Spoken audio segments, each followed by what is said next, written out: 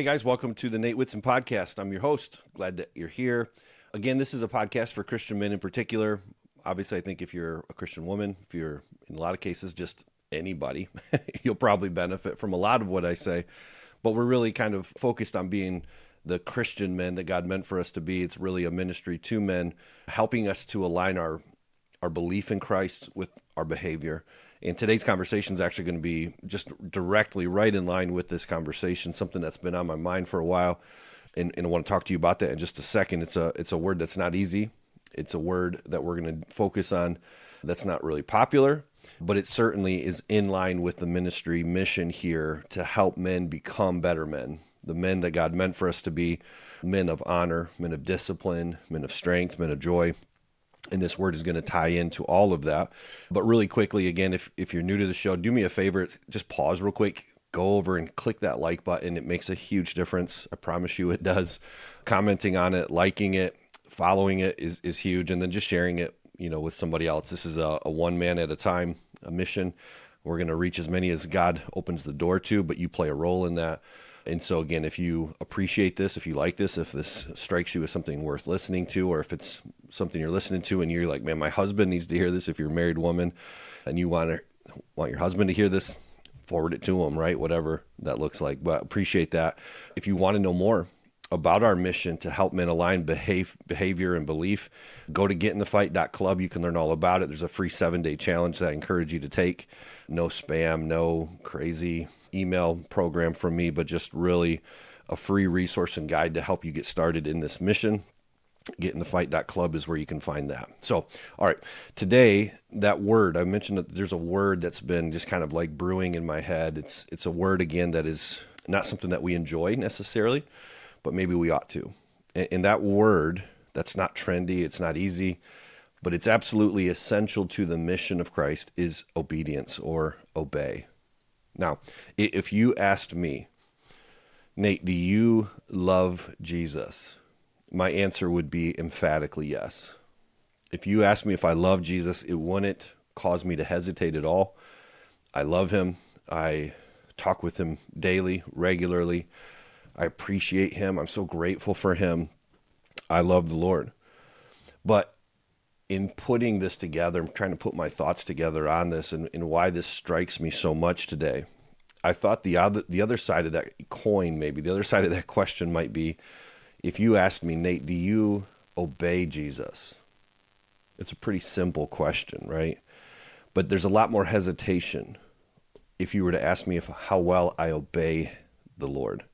If you ask me if I love the Lord, I don't think there's much hesitation at all. In fact, there isn't. I love the Lord.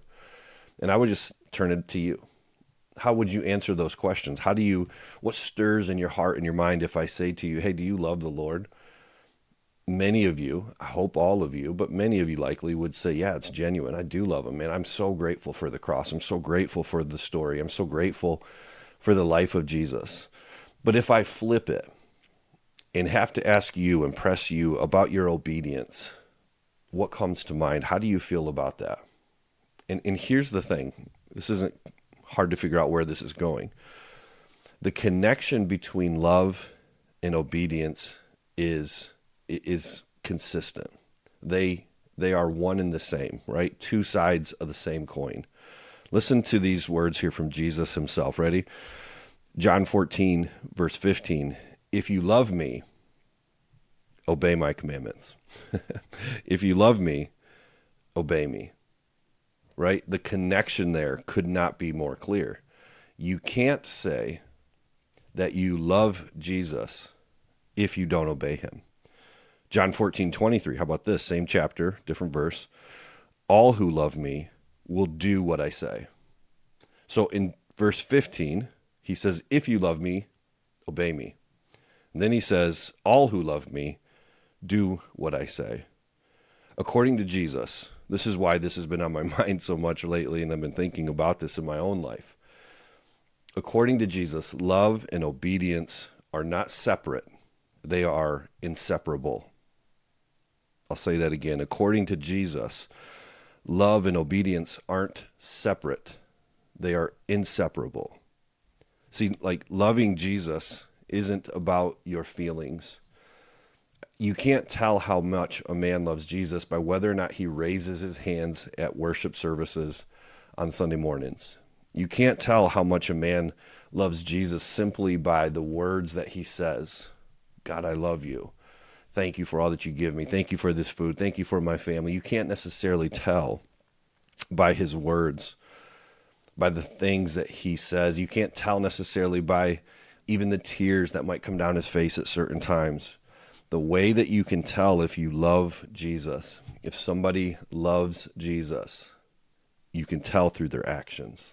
And I can tell you as a parent, I understand this idea super clearly, don't you? If you're a parent, you understand this. How many times have you said to your kids, why do you call me dad, dad, and your room looks the way that it does? How can you call me father and tell me you love me and don't do the things, the simple things that we ask you to do, right? Have you ever felt that as a dad? Have you ever felt like, man, I don't ask a whole lot of you, but when I do, it's met with like, why do I have to do this, right? To you as a father, when your kids respond that way, it feels unloving, doesn't it? The connection between obeying and loving are inseparable. They are not separate. And again, when it's from us to our kids, we understand it, but how quickly do we forget it when we're the kid thinking of our Heavenly Father? It's that way for him, for sure. Like, hey, Nate, why don't you go love your neighbor? I don't want to. Like, this guy's an idiot, right? He doesn't even vote the way I do. He doesn't even, whatever. He doesn't act the way I like him to. He says naughty things or whatever it is, right? God, I don't want to be obedient in this thing. It doesn't make sense to me. I don't understand why you're asking me to do it. I don't want to, right? How about this? Like another example that might make sense for some of you. Isn't the connection between love and obedience just so true in marriage? If you're a married man, just picture this. Imagine that, for example, maybe not you, but somebody else, right? Maybe it's me. Somebody else, a husband says, I love you to his wife every day. Good start, right? I love you. I love you. I love you. But then he ignores everything his wife asks him to do. He says, I love you, but then he neglects her needs. He says, I love you, but then he lives very selfishly. Let me ask you, at this point, does the wife feel loved? Well, no. Why? Shouldn't she feel loved if he has said, I love you so much? Shouldn't she feel loved if he's at a church service and he's just emotionally there for that 1 hour a week and says, man, I just love my wife so much? Shouldn't she feel loved if he says all the right things but doesn't do anything in response? Well, the answer is no, and neither would you. Words without actions are hollow, and we know it. And I think it's the point, right? The point was with Jesus, with your walk with the Lord. Our love for him has to be much more than the words. And I do encourage men to use the words, to speak out loud, to tell the Lord how you feel, to connect your love for God with the words that you use, with the raising of your hands. If that's something he's asking you to do that in obedience, right? But the expressions of love that we give to the Lord or to others are hollow if they're not matched with obedience. Here's the thing about obedience. Obedience cannot be a burden if you're doing it in love. And that's so important. How about this in First John chapter 3 says this, loving God means keeping his commandments, and his commandments are not burdensome. Loving God means obeying God. Loving Jesus means doing what he says. Not only that, though, but the thing that strikes me so hard here is that the posture of the heart has to match the actions as well. So now it's not enough for me just to say, fine, I'll do what you say, right? It's like, let's go back to the husband and wife or even the kids, right? If you say, well, I love you, and I actually do the things that you're asking me to do, but I do it when I'm huffing and puffing and I'm like moaning about it, I'm rolling my eyes and I'm like half-hearted. Does that fix anything? Does that solve anything? Does that prove anything about love? Well, yeah, it probably does. It proves that it's not genuine. Loving God means obeying God, but it also means that when you obey, it's not burdensome to you. Like a lot of times, I think what happens for us is we feel like obeying God is a must. And again, if you're in a relationship with somebody and you're married and you feel like I have to do this, well, you're in a bad relationship, right? And that relationship's not going to flourish. That relationship's not going to thrive. It's not going to grow because the genuine heart of love is missing from the actions.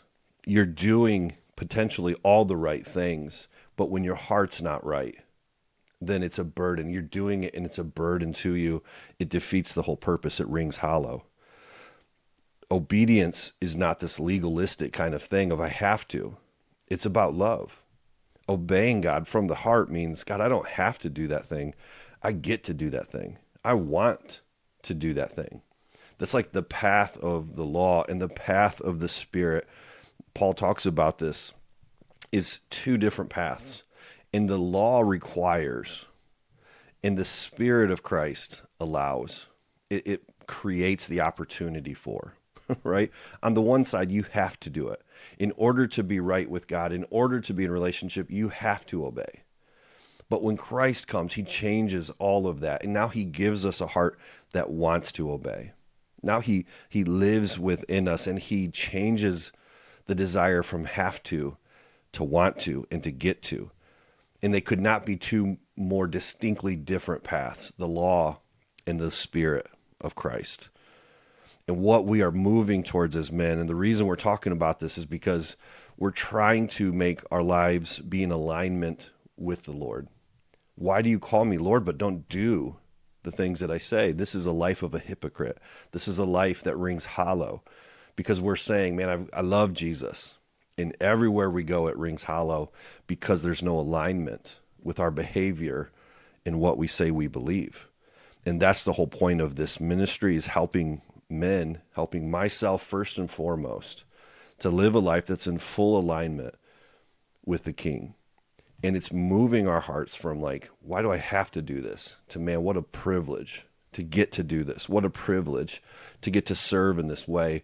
What a privilege to express just a little bit of my love through my actions for the King of all kings, the Lord of all lords, the one who saved me. Imagine obeying God and thinking this every time, man, this is not a burden, this is a blessing. What a blessing to get to do this. Imagine that area of your life where it's been a real struggle to serve. Maybe it's with your wife. Maybe it's like, man, I feel like I'm being taken advantage of. Maybe it's like she doesn't understand me. She doesn't know how hard I work for her. I feel like I've got to come home and serve again. And it's just like, man, it's a struggle, right? Maybe it's with a kid. Maybe it's just a grown child of yours. And it's like, man, this relationship is hurting and it's tough. And it's like, man, showing love in these moments, being obedient to Christ, to humble yourself again and again and again, feels like such a big burden, right? What if you took that situation in your life and just said, this is not a burden.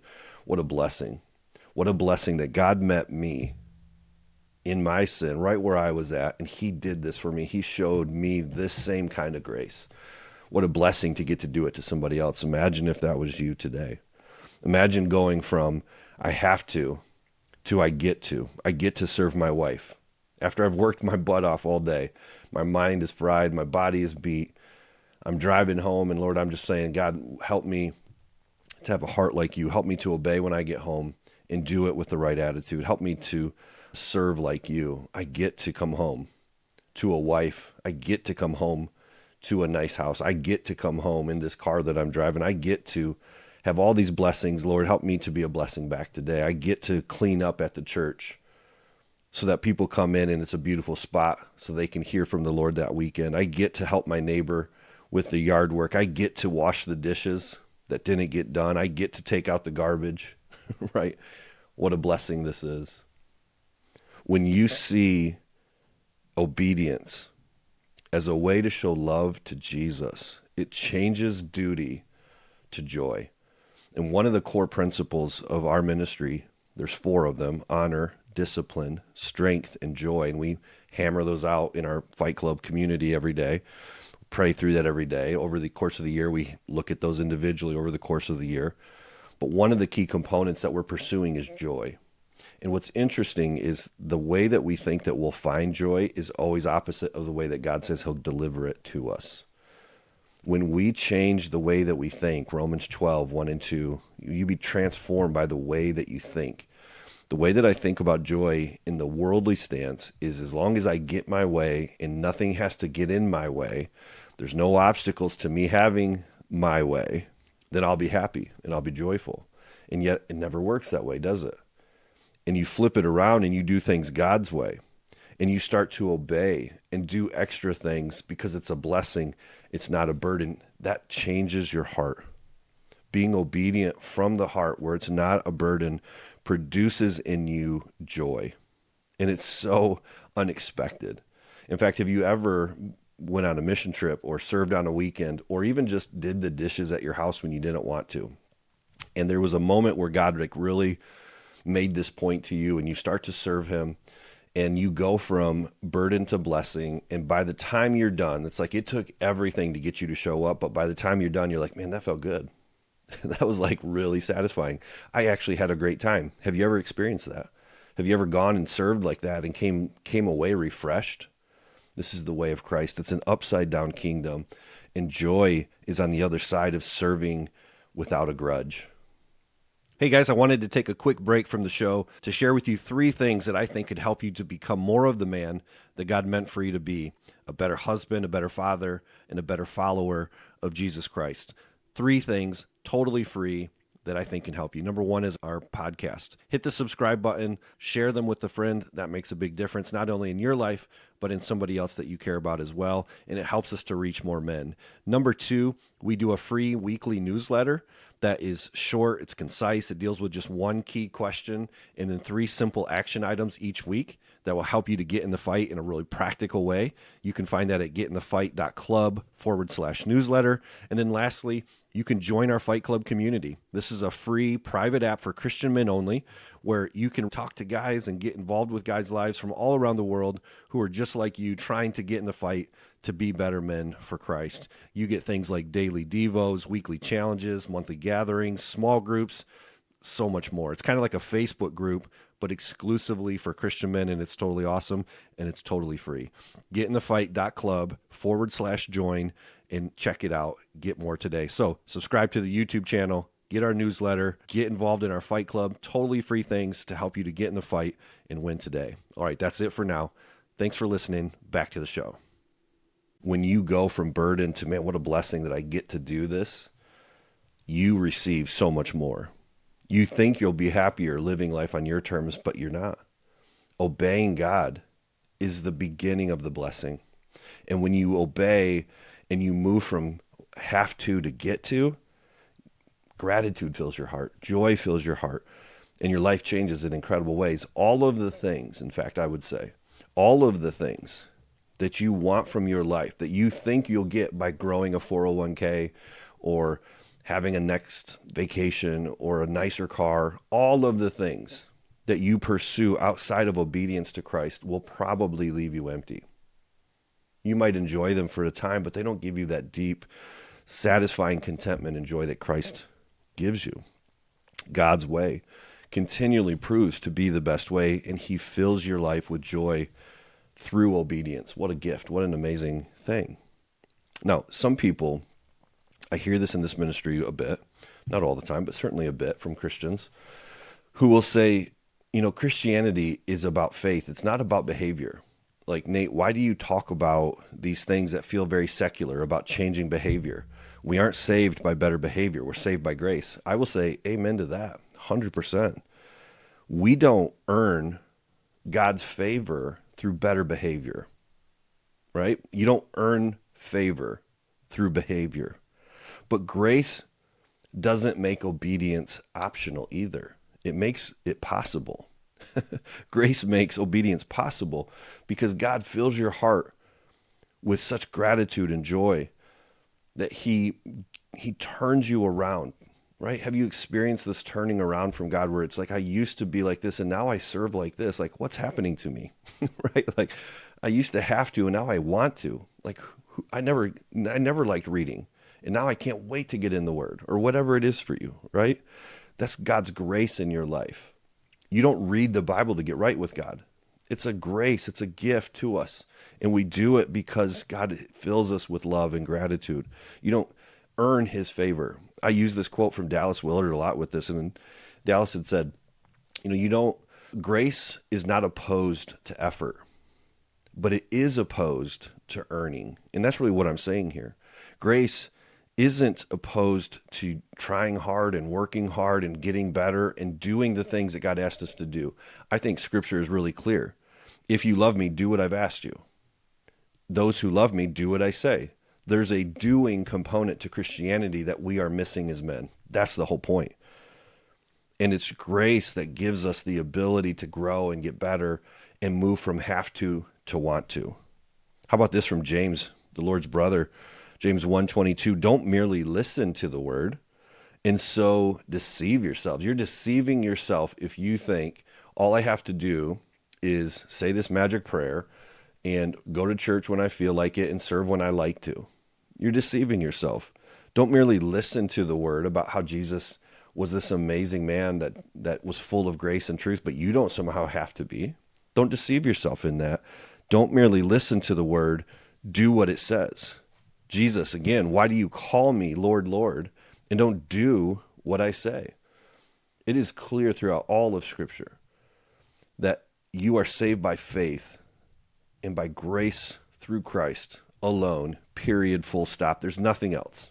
However, it's in the follow-through where our lives are called to be lives marked by obedience to the Lord because we choose to, because of the grace that's been given to us. The grace makes it possible to become the men that God meant for us to be.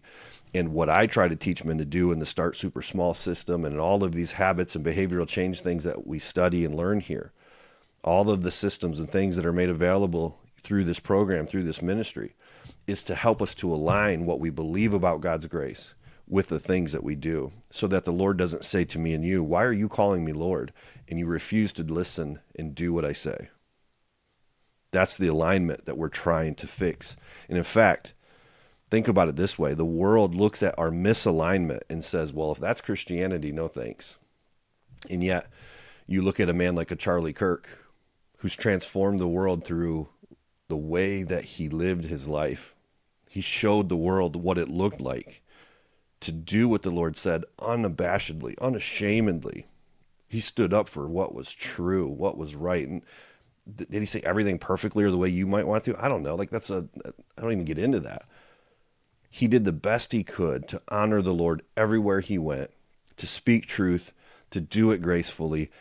And when he was murdered in cold blood and martyred in front of our face, the world responded. Why? Because this was a man with deep conviction who tried to do the things that he believed.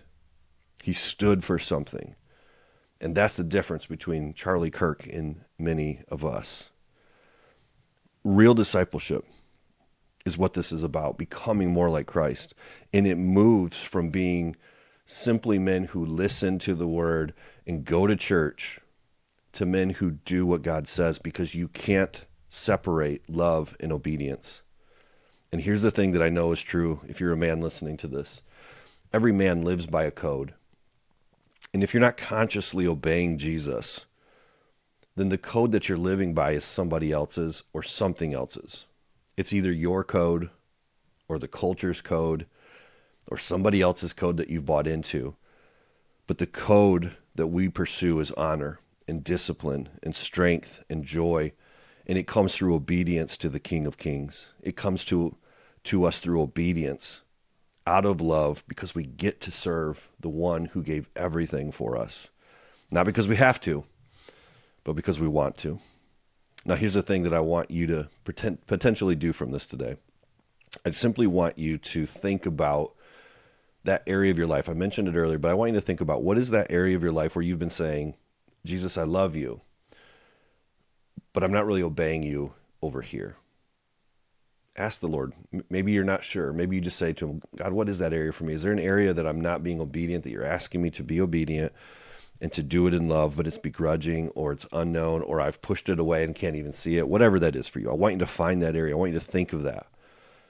And then I want you to start by changing the way that you think and the way that you talk about doing that thing. I want you to move from, man, this is such a burden, I've got to do this again, to what a blessing. What a blessing that I get to. I want you to simply start changing the words, changing the way you think about it, changing the way that you talk about it. Romans 12:1-2. You want to transform your life? Change the way you think. In this area here of changing the way you think about being obedient can change everything when you go from burden to blessing, from have to get to. Here's the last thing that you might do is you find this area, you change the way you start thinking about it, and now you approach it, and every time you go into it, you're like, what a blessing. I'm glad I get to do this. God, thank you for the opportunity.